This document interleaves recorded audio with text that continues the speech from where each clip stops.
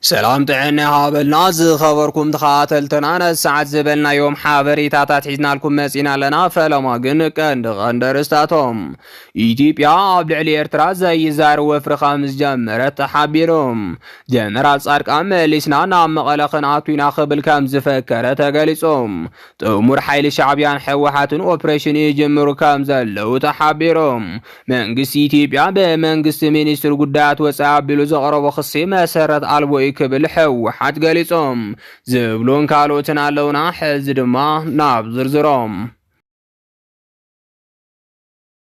إثيوبيا عبدالعلي إرترا زي زار وفر خامس جمرت تحابيرهم سرعة بلصقنا أورومو مقالة زعرد حوحاتنا واسمرا زلو سرعة شعبيان كدمسوسهم يخبل إنا فكر خامس صنحي فلاتهم بلصقنا أورومو فخرات راح انت يكون سوون عاسب نقواص راسل زلنام حيل بحرنا عبقربا أوانا عاسب كنزورو إنا نابل خامس صنحي إنا تسبسب صنحيهم سرعة بلصقنا أورومو كمزي نابل انتهالو وقاب حيل تاتفانو سراويتو أنا تدمسسن حيل دات فانون عبارات كيلو أنا قسقسون أبزلولو أبز حج أوان بتن حوحات شعبيان كان دبسسو ميناز بلولو زنبر ملحس وحج دما حوحات شعبيان تأمرت فتيرم أنصاري كويناتي جمر لو حوحات أبولو زكاد أبزلو وقعون يساتفالو خبله كاسي سلام حيل دات فانون بوزحات قزعات ولو بمقصار داسين والديان كيبون كمزركبون ناتقل سيركب سراوي تقراي أب تحت وررت زلو معراب تقراي نصانتا يوصل ناب دبر برهان زقسقسلو مخنيات كم زيبلون كسبل صقنا أورومو مسرت كم زيبلون ሊቃውንት ፖለቲካ እናገለጹ ይርከቦም እቶም ሊቃውንት ፖለቲካ ወጽሖም ከም ዝገለጽዎ ብልጽግናን ሽፈቱ ምክንያት ሰራዊት ትግራይ ዘገብሮ ዘሎ ሓገዝ ምዃኑ እዩ እንተገለጸም ኣብ ካልኦት ከባቢታት ክልል ኣምሓራ ዝማረኽን ዘድምሰስን ዘሎ ሓይሊ ብልጽግና ኦሮሞ ሰራዊት ትግራይ ይሳተፍ ስለ ዘሎ ድዩ ክብሉ እቶም ወተሃደራዊ ሊቃውንቲ ሓቶም أزي كم زيلونا هالو إثيوبيا عبدالعلي إرترا جمرت وفري كبيرن زي زارن كم زخوانا ناتقل سيركب إثيوبيا باتحاد وقن تورير اللخو حوحات شعبيان كوغوني تأمرت فتيرو مالو وزتر نابلت إن هالوت باتخال وقن دما تقينات بعلات جمرو خمزة لا تحابيرهم تنكل بلسقنا أوروموش اقرافسيا بعلا وقعا بعلات او خمز بحال عبدالعلي إرترا بعلو ورارنا جمر إرترا خطوة قاني آيلو يقرب كم زلو قاليصهم جنرال صارقان تمليسنا نام غلكن اعطينا خبل كم زفكر تحابيرهم حزب تግራይ كبير سقاي ان حلف كونت هالو تسقاي نخنا وحابي ميناز صاو زلو ግን بلصقنا اورومون تايكونس تغارو بعلم كم زخونو ሊቃውንት ቀርና አፍሪካና ገለጹ ይርከቦም እቶም ሊቃውንት ፖለቲካ ወሲኾም ከም ዝገለጹዎም ተጋሩ ጀነራላት ንብልጽግና መሪሖም ናብ ትግራይ በመእታው ኣብቲ ዝተፈጸመ ጆኖሳይድ ዋና ተሳተፍቲ ከም ዝነበሩን ብፍላይ ድማ ጀነራል ሳሙራያንስ ወተሃደራዊ ሚኒስትር ሰራዊት ትግራይ አሕሊፉ በመሃበን ንሰራዊት ኢትዮጵያ ቦታ በመምርሓን ኣብ ህዝቢ ትግራይ ታሪኽ ዘይርስዖ ገበን ከም ዝፈጸመ ተገሊጾም ካብዚ ብተወሳኺ እን ዮሐንስ መንጋግ ሰራዊት ኢትዮጵያ መሪሑ በመእታው እን ዶክተር አብርሃም በላይ ድማ ኣብ ትግራይ ጆኖሳይድ ንኽፍጸም ልዑል ግደ ከም ዝተጻወቱ ዘይሻራያን ትካላት ዝገበርዎ መጽናዕቲ የረዳም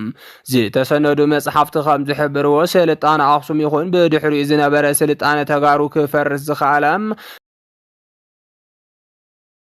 መራሕቲ ዝነበሩ ተጋሩ ሕድሕዶም በምብልዖም ከም ዝኾነ ይሕብሮም ስለዚ ድማ ኣብቲ እዋን ዝነበሩ መሳፍንቲ ሸዋን ትግራይ ዝመርሑ ዝነበሩ መሳፍንቲ ነንሕድሕዶም ብምብላዕ ትግራይ ካብ ሸዋ ተጸባይት ከም ዝገበርዋ እቶም ዝተሰነዱ መጽሓፍቲ ይገልጾም ብተመሳሳሊ መንገዲ ብልጽግና ኦሮሞ መራሕቲ ትግራይ ሕድሕዶም ክባልዑ ብምግባር ብዝሰርሕዎ ስራሕ ህዝቢ ትግራይ ብከቢድ ስቃይን መከራን እናነበዐ ከም ዝርከብ ፍልፍላትና ካብ ትግራይ ይሕብሮም እዚ ከም ዚሉና ሃለወ ሕጂ ዝተረኸበ ሓበሬታ ከም ዝሕብሮ ጀነራል ጻድቃን እውን ናይ ትማሊ ታሪኽ ጆን መንጋግ ንምድጋም ምድላት ይገብር ከም ዘሎ ተገሊጾም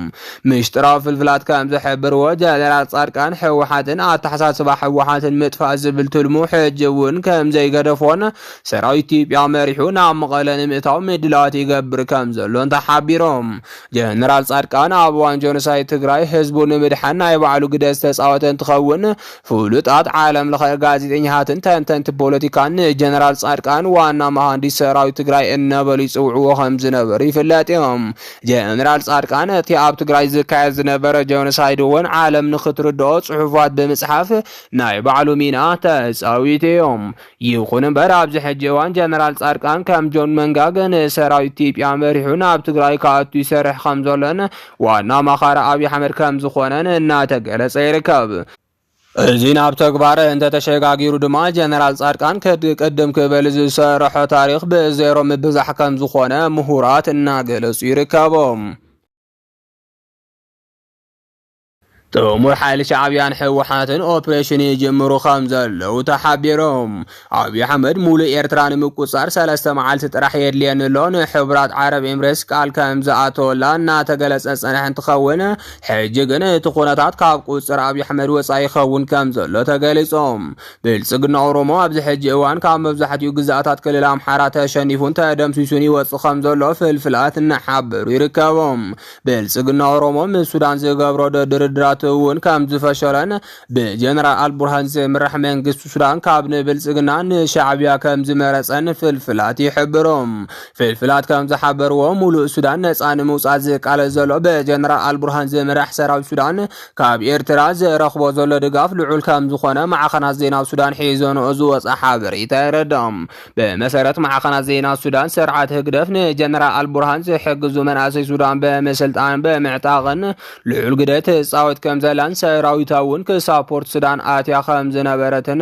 ተሓቢሮም።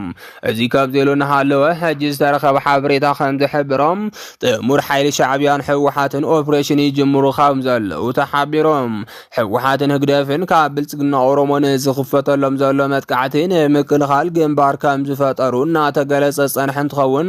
ኣብ ዝቐረባ ግዜ ድማ እቲ ዝነበሮም ብሰነድ ከም ዘጠናኽርዎ ምስጢራዊ ፍልፍላት ይሕብሮም። ስለዚ ድማ ንህልውና ህዝቢ ትግራይ ንህልውና ህዝቢ ኤርትራን ሓደጋ ዝኾነ ሓይሊ ብልጽግና ኦሮሞ ኩናት ንምጅማር ምድላዋቱ ስለዝወዳም ሰራዊት ትግራይን ሰራዊት ኤርትራን ህዝቦም ንምክልኻል ጥምረት ከም ዝፈጠሩ ካብ እሙናት ፍልፍላት ዝተረኸበ ሓበሬታ ይረድም። እቶም ፍልፍላት ወሲኾም ከም ዝገለጽዎም ብልጽግና ኦሮሞ ኣብ ልዕሊ ትግራይን ኤርትራን ጦርነት ንምጅማር ምድላዋት ይውድእ ስለ ዘሎ ጥምረት ሰራዊት ትግራይን ሰራዊት ኤርትራን ናይ ግድን ከም ዝኾነ ተገሊጾም። ብልጽግና ኦሮሞ ሕወሓትን ሻዕብያን በጥምረት ኣብ ልዕሊ ጦርነት ንምጅማር ምድላዋትን ወዲአን ኣለዋ ማሕበረሰብ ዓለም ይፍለጠለይ ክብል ብደብዳቤ ዘፍለጠ እንትኸውን ነዚ ዝተዓዘበ ፍሉጥ ፖለቲከኛ ጆሃር መሐመድ ግን እቲ ምድላው ኩናትን ዓሰብ ንምቁጻር ዝጀመሩ ወፍሪ ሚድያን ብልጽግና እዩ ጀሚርዎ ሕጂ እንታይ ሓድሽ ነገር ተረኺቡ እዩ ጭጉራ ፍስያ በዓላ ወቂዓ በዓላ ተእዊ ከም ዝበሃል ብልጽግና በዓሉ ናይ ጦርነት ኣዋጅ ጀሚሩ በዓሉ ድማ ደላይ ሰላም ንምምሳል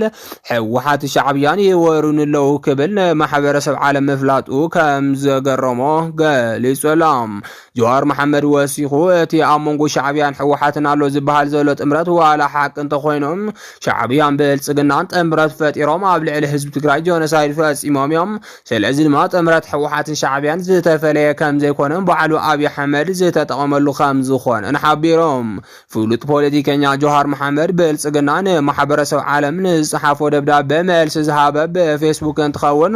እቲ ጽሑፍ ድማ ካብ ብዙሓት ኣድናቆት እናረኸበ ከም ዘሎ ተፈሊጦም። መንግስቲ ኢትዮጵያ በመንገድ ሚኒስትር ጉዳያት ወፃኢ ኣቢሉ ዘቕረቦ ክሲ መሰረት ኣልቦ እዩ ክብል ሕወሓት ገሊጾም። ሕወሓት ናብ ዋና ጸሓፊ ውድብ ሕብራት ሃገራት ኣንቶኒዮ ጉተረስ ቆሉዕ ደብዳቤ ሎሚ ጽሒፉሎም። ኣብዚ ቅንያት ሚኒስትር ጉዳያት ወፃኢ ኢትዮጵያ ሕወሓት ምስ ኤርትራ ሸሪኹ ንኹናት ይዳለሎ ክብል ምኽሳሱ ዝፍለጥ እዮም። ብመሰረት እዚ ድማ ሕወሓት ነቲ ክሲ ኣመልኪቱ ገልፂ መልሲ ንምሃብን ከምኡውን ሙሉእ ትግበራ ውዕሊ ፕሪቶርያ ዘፀውዕ ቆሉዕ ደብዳቤ ጽሒፉሎም። እቲ ደብዳቤ መንግስቲ ኢትዮጵያ ንስምምዕ ደው ምባል ተጻብኦታት ዝጥሕሱን ኣጀንዳ ዘቐይሩን ዛዕባታት ኣብ ምውዛዕ ተጸሚዱ ይርከብ ኢሎም ግዝኣትን ተመዛበልትን ትግራይ ከይምለሱ ብሰራዊት ኢትዮጵያ ዝድገፉ ዕጡቃትን ሰፈርትን ዴሞግራፊያውን ጂኦግራፊያውን ለውጢ ንምክያድ ይጽዕሩ ኣለዉ ክብል ኣገንዚቦም። ሕወሓት ተፈራራሚ ውዕሊ ሰላም ፕሪቶርያ እናሃለወም ቦርድ መረፃ ኢትዮጵያ ምስቲ ውዕሊ ዘይሳነው ውሳነታት በመሃብ ሕጋውነት ሕወሓት ክሳብ ምዝራስ ምብፅሑ ነቲ ውዕሊ ናብ ሓደጋ የውድቆሎ ክብል ገሊፆም ኣብ ክንዲ ዝተመዛበሉ ወገናት ምምላስን ትግራይ ናብ ንቡር መሊስካ ኣብ ዳግመ ሕውየት ምስታፈን ዘብዒ ተከዘ ዝበሃል ዕጡቕ ሓይሊ ብምስልጣንን ምዕጣቕን ትግራይ ብወተሃደራት ክትክበብ እናተገበረ እዩ ክብል ስምዕታ ኣቕሪብሎም ብወገን ትግራይ ዋላ እኳ ብዙሓት ፈተናታት እንተሃለው ሰላም ንምጽናዕ ብተናጸልን ሕንሕን ዘይኮነስ ብምትእምማን ፍትሕን ፖለቲካዊ ልዝብን ጸገማት ክፍትሑ ቅሩባት ኢና ክብል ሕወሓት ገሊፆም በሚኒስትር ጉዳያት ወጻኢ ኢትዮጵያ ዝወፀነ ሓቂ ዝጉዕጽ ክስም ተበዳሊ በዳሊ ዝገብር በመዃኑ ማሕበረሰብ ዓለም በአግባቡ ተረዲኡ ከገናዝብ ከም ዝግባእ ገሊፆም ስለዝኾነ ህዝብን መሪሕነትን ትግራይ ምእንተ ሰላም ብትዕግስቲ ዝኸድዎ ዘለዉ መንገዲ ብምግንዛብ ማሕበረሰብ ዓለም ዝተሸርሸረ ምትእምማን ተወዓዓልቲ ዳግም ብምህናፅ ውዕል ሰላም ፕሪቶሪያ በሙሉእነት ዝትግበረሉ መስርሕ ክውግን ይግባእ ኢሎም ብተወሳኺ እውን ውድብ ሕወሓት ናብ አንቶኒዮ ጉተሬስ ዝተለኣኾ ቁልዕ ደብዳቤ ናብ ኣፈራረምቲ ውዕል ፕሪቶሪያ ብቕዳሕ ኣፍሊጥዎም ኣሎም ዝኸበርኩም ተኸታተልትና ነሰዓት ዝበልናዮም ሓበሬታታት ነዚኦም ይመስሉ ነይሮም ንምክትታልኩም ካብ ልብና መስግን